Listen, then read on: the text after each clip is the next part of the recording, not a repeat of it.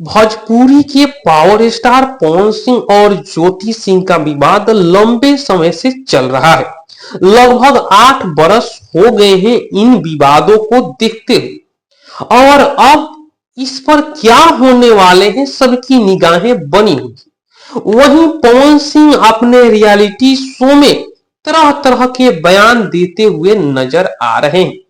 अमरपाली दुबे के साथ बात करते हुए पवन सिंह बोले कि सब लोगों को सब चीज नहीं मिलता है।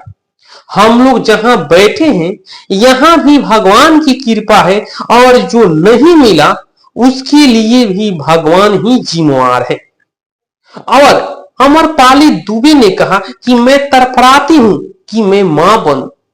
क्या आपके अंदर ऐसी जिज्ञासा नहीं आता है कि आप भी बाप बने? और पवन सिंह और अमरपाली दुबे का जो सोशल मीडिया में बर्ताव है वह सोशल मीडिया में वायरल हो रहा है। देखिए, बात तो अमरपाली दुबे और पवन सिंह से हो रहा था, लेकिन निशाने पर जो थे वह ज्योति सिंह और उनके परिवार वाले थे। क्योंकि ज्योति सिंह के परिवार वाले ने अभी भी दावा कर रहे हैं कि नहीं, सब कुछ ठीक है, ये रियलिटी शो है। ये पहले की बात पवन सिंह बता रहे हैं, लेकिन अभी ज्योति सिंह से बात से लेकर परिवार के साथ मीटिंग भी हुआ है, और ये दावा हम नहीं कर रहे हैं, ये दावा जो है ज्योति सिंह के भाई अंचल जी कर रहे हैं। इस पर सभी लोग तरह तरह के रिएक्शन दे रहे हैं, लेकिन हमको जैसा लगा भोजपुरिया बवाल देखकर कि जिस तरह अक्षरा सिंह को लेकर अपना पहला प्यार 1.5 साल लग गया केवल आई लव यू बोलने में, उसके बाद पवन सिंह वहीं टूट गए। अब वह ज्योति सिंह के साथ रिश्ता को और आगे कंटिन्यू नहीं करना चाहते। वह बोल दिए हैं कि जो हो गया सो हो गया, हाँ अब मैं अपने जिंदगी में बस ऐश की जो चाहिए वह मिल रहा है, इससे ज्यादा कुछ नहीं।